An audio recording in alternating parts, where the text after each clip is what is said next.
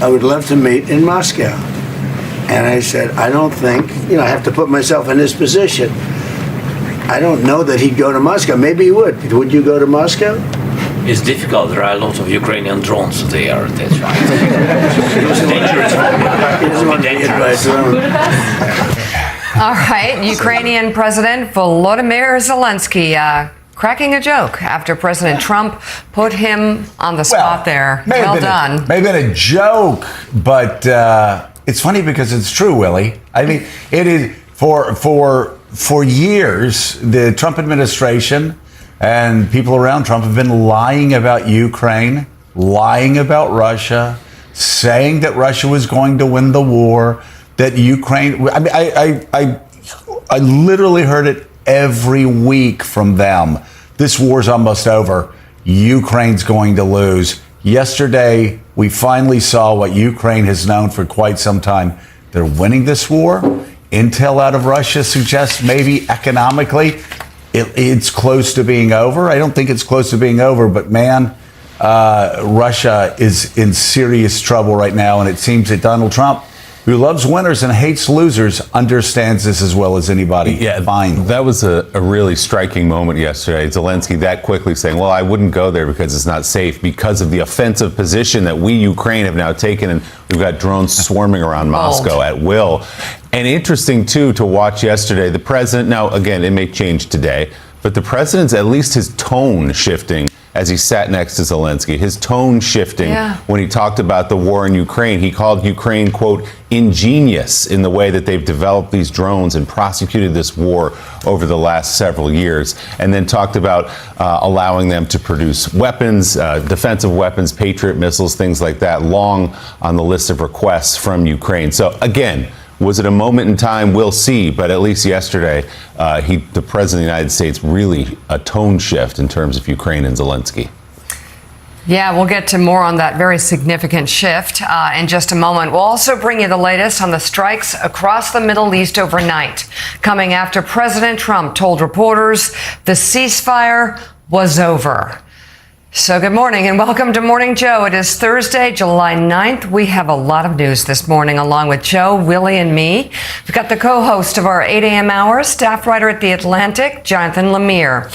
Co-host of the Rest is Politics podcast, the BBC's Katty Kay is with us. And co-host of The Weekend, Washington reporter for MS Now, Jackie Alamany, doing way too early duty for us this morning. Thank you very much. Way too early, way too well. Making us all look bad. Yes. Jackie does. And Katty Kay hanging out.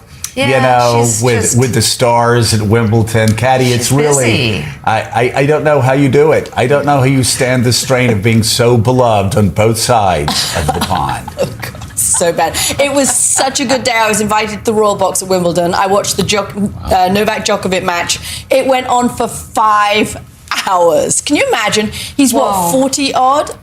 I was exhausted watching. I had to go and get a cream tea in the middle just to give myself a little bit of sustenance. And then I realized that he was still paying. I mean, 5 hours of tennis and slamming that ball. Anyway, it was a great day. A great day. I would not have been watching tennis because you had Sherlock sitting just to the right of you. Benedict and Cumberbatch. the mooch. And the mooch came over. Yeah, wow. It was He's just there, a very and the good mooch. Day. Two of the biggest stars on planet Earth. And before we get to our lead story, I've got to say, go to his head, please. That's exactly.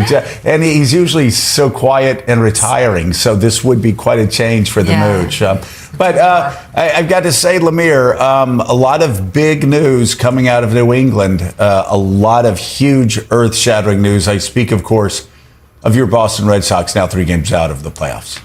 Surging Boston Red Sox. Joe, it's a good thing you and I never lost faith in this team. Never once. We have been there from opening day. We believed. Unwavering confidence that Craig Breslow and the big spending ownership would put together this roster. Yeah, they're playing better. They swept the Yankees 2 weekends ago. They then just swept the Angels over the weekend. They've won 2 in a row against the first place White Sox. And because the American League is so bad this year, we are still in the mix. Maybe that changes their calculus at the trade deadline. But at the very least, it's nice to see them finally play some good baseball. And the pitching's been terrific. Yeah. I used to say, again, American League's so bad, I would usually say, well, we may end up being the tallest building in Schenectady. I think we're going to change this one to the tallest building in Utica. Okay. We'll take whatever we can take. Okay, we will get to the news now. We have a lot to get to, including the top political story this morning. Democrat Graham Plattner has suspended his campaign for U.S. Senate in Maine after days of intense political pressure to drop out of the race ahead of Monday's ballot deadline. His candidacy was thrown into chaos earlier this week after a former girlfriend accused him in the media of sexually assaulting her years ago. Plattner has denied those allegations, but the controversy led to a number of top Democrats pulling their endorsements and a mass exodus of voter support. Here's part of the 11-minute social media video that the embattled candidate posted last night. I think, as many of you know, over the past couple days, I have faced some very serious allegations, and I just want to make it clear, this is all false. The things that have been claimed did not happen. It's not real. There is a reason that this is happening now. I only have until July 13th until I am officially the nominee. This was the last week to try to get me off of the ballot. And that's why this is occurring. It's not the false allegations, though, that have brought us to where we are. It's the fact that they are being used by the political establishment to put structural pressure on us. We live in a political system that is not built for normal people. It is a system that is built structurally to make sure that movements like ours cannot flourish. That if they begin to succeed, they can be crushed. We are suspending campaign operations. This is incredibly difficult because I know that some will think it's an admission of guilt, and it most certainly is not. We're not doing it because of the allegations. We're doing it because of the structures that are being taken away from us by those in power. Okay. All right. Well, Maine has less than 3 weeks to find a new nominee. State law requires nominees be selected by the fourth Monday in July. Plattner addressed the replacement process in his announcement, warning that Washington Democrats should not get a say in this. What comes next needs to come from the people. Needs to come from the people of Maine. Needs to come from the voters who on June 9th, at a strength of over 150,000, the largest number in the history of Maine primaries, said no to this kind of politics. I'm not trying to dictate to anyone who it should be or how we get there, but I will say this. It needs to be open, transparent, and democratic. People in D.C. need to stay in D.C. So, Willie, a couple things. First of all, he denied these charges as clearly and as strongly as you can deny these charges. Got to say, it's fascinating that there are people in the media, people that we know, that are just summarily calling him a rapist now. For Republicans listening, this is something that Mika and I also said about Brett Kavanaugh. Saying that people would come on this network and call Brett Kavanaugh a sexual harasser or a rapist without any due process at all. Perhaps they needed to take a deep breath. That said, regardless of how this was going to play out, the Democratic Party said, we're not going to support you. They weren't going to fund him, so he had no pathway forward. I just want to say, Willie,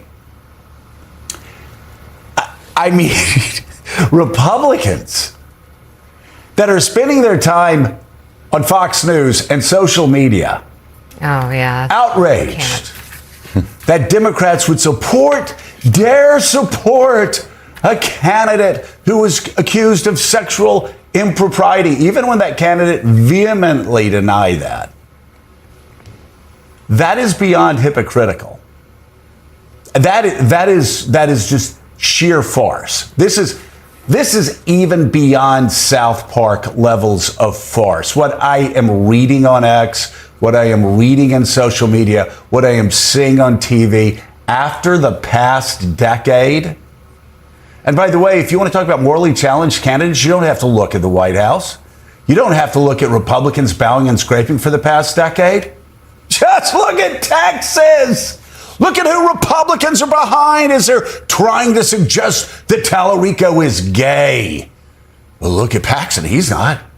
I mean, the hypocrisy. Republicans should just really just shut up. They really should just shut up if they're going to be critical of Democrats for supporting a morally challenged candidate or one who's been accused of doing things that are morally challenged. It is so hypocritical, Willie. And they should just leave this to the Democrats to clean up their own house. Yeah, you've had prominent Republicans, including the former Speaker of the House, Kevin McCarthy, coming out and saying Republicans walk away from candidates with troubling past that include sexual allegations of sexual assault. I mean, come on. I guess they're just hoping that people have such short memories or are too dumb to remember or see in front of them what's happening. So you're totally right about that. They've surrendered the moral high ground a long time ago. So we'll thank them to have a seat in this conversation. But the larger question here, Jackie Alamany, as we listen to Graham Plattner defiantly in that statement yesterday saying, these allegations are false, but I cannot move forward because the rug has been pulled out from under me, despite the fact that I won 72% of the primary vote, despite the fact that Maine Democrats, with all these other allegations out there, said they still wanted me to be the nominee. I can't go forward because people in Washington, let's say, for example, the Democratic Senatorial Campaign Committee led by Chuck Schumer and Kirsten Gillibrand said, we're not funding your campaign. We're not giving you voter data. We're not going to help you at all. He's saying, I can't move forward. I want to move forward, but I cannot. So now the question will be, how much say does he have in this convention for the next 2.5 weeks that Maine Democrats are scrambling to put together to find a new candidate? How much say will he have, or his movement have, in who the candidate is? He believes it should look like someone like him in his progressive values. Yeah, and last night was the most public display that we have seen since the Politico article came out about this allegation of sexual assault of Graham Plattner trying to exert some leverage here and have a say in tapping his replacement. I think the thing that he's going to run into, the problem that he's going to run into is one, this obvious deadline, but two, it's also the lack of institutional support from not the establishment, but his own Mainers, his own supporters. I mean, we have had a bunch of reporters who have been on the ground in Maine over the last few weeks. Kevin Fry has been there all week, who are hearing that for voters, they have sort of crossed the Rubicon here. This has been sort of one infraction too many, with this obviously being the most serious of a lot of these allegations.